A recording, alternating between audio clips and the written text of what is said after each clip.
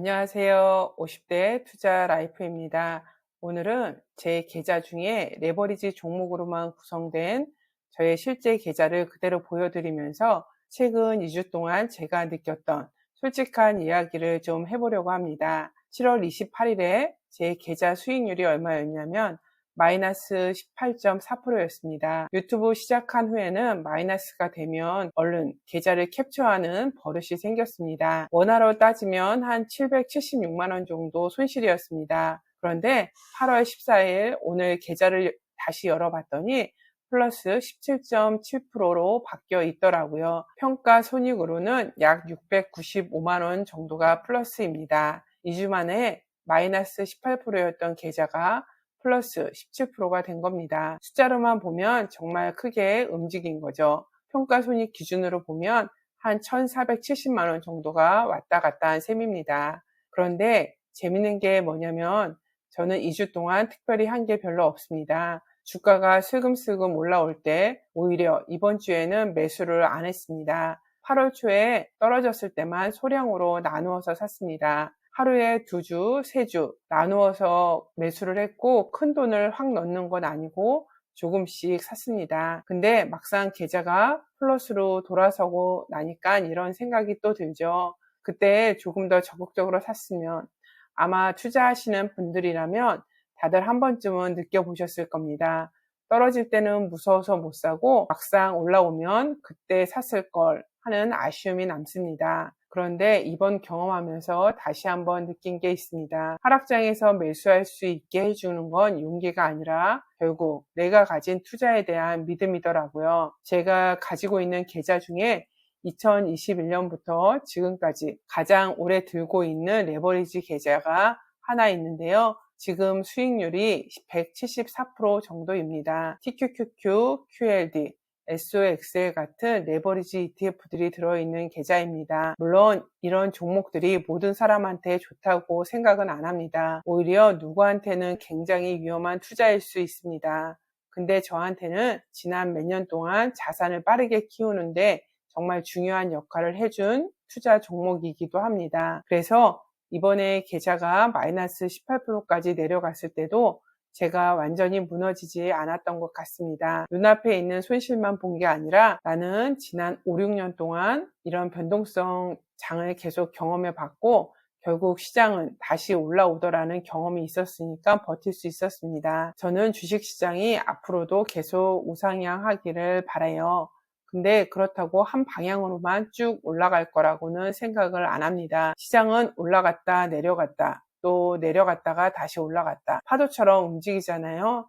장기적으로 우상향을 기대한다면 그 과정에 있는 하락이나 조정도 같이 받아들여야 한다고 생각합니다. 그런데 주식 처음 시작하시는 분들한테는 이런 하락장이 진짜 힘들 수 있습니다. 주변에서 주식 괜히 시작했다 또는 너무 힘들다, 더 떨어지는 거 아니냐 이런 얘기 들으면 내가 가진 믿음도 같이 흔들립니다. 요즘처럼 뉴스가 넘쳐나는 시대에는 더욱 그렇고요. 유튜브 켜면 전문가들도 나오고 투자 카페 들어가면 전망들이 쏟아지고 뉴스 보면 또 다른 얘기가 나오고 누구는 지금이 최고의 매수 기회라 하고 누구는 아직 바닥이 아니라고 하고 그런데 제가 6년 정도 투자하면서 확실히 느낀 게 하나 있습니다. 결국 내 돈은 내가 책임져야 한다는 겁니다. 누군가한테 좋은 종목이라고 나한테도 좋다는 보장은 없습니다. 제가 지금 들고 있는 TQQQ, QLD, SOXL도 마찬가지예요. 누군가한테는 절대 손대고 싶지 않은 종목일 수도 있습니다. 근데 저한테는 제 목표랑 제가 감당할 수 있는 위험 수준에 맞는 투자였고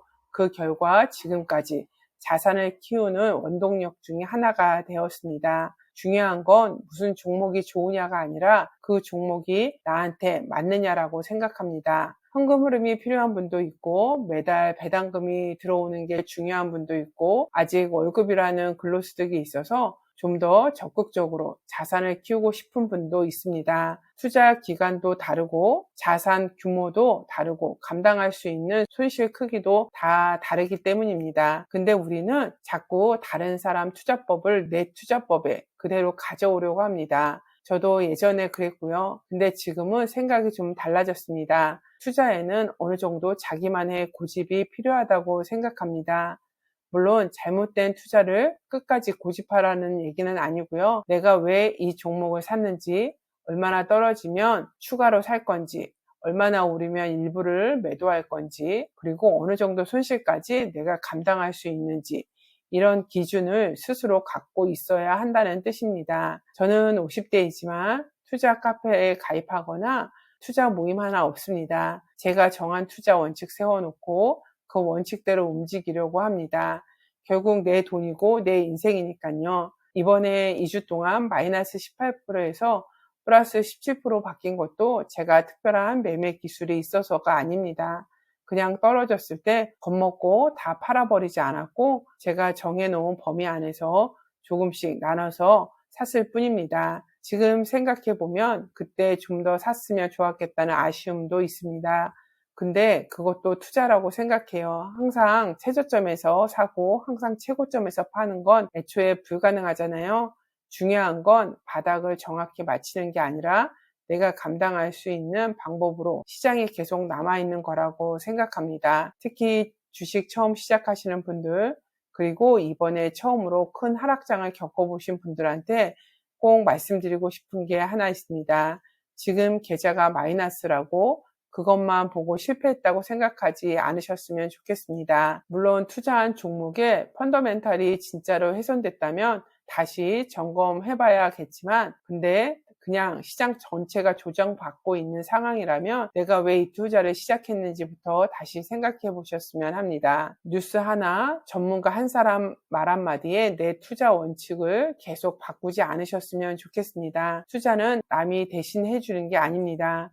내가 가진 자산이 얼마인지, 앞으로 돈이 얼마나 필요한지, 월급을 얼마나 더 받을 수 있는지, 하락장에서 어디까지 견딜 수 있는지, 어떤 투자에서 내가 발 뻗고 잘 수 있는지, 이걸 가장 잘 아는 사람은 결국 나 자신입니다. 그래서 앞으로도 제 상황에 맞는 투자를 계속 해보려고 합니다. 큰 돈을 한 번에 넣기보다는 아직은 하루에 2주, 3주씩이라도 제가 감당할 수 있는 범위 안에서 나눠서 추가 매수 예정입니다. 주식시장은 앞으로도 계속 오르락 내리락 할 거고 그 파도를 견디면서 장기적으로 투자할 수 있는 나만의 방법을 만드는 것, 그게 50대인 제가 6년 동안 투자하면서 조금씩 배워가고 있는 겁니다. 오늘 보여드린 TQQQ나 QLD, XOXL이 모두한테 좋은 투자라고 말씀드리는 게 아닙니다. 오히려 반대이고요. 좋은 종목보다 중요한 건 나한테 맞는 종목을 찾는 거고,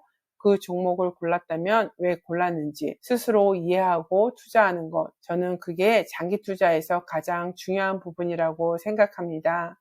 오늘도 제 계좌 솔직하게 보여드렸고요. 수익 날 때마다 보여드리는 게 아니라 마이너스 18%였을 때도 그대로 보여드리는 이유는 하나입니다.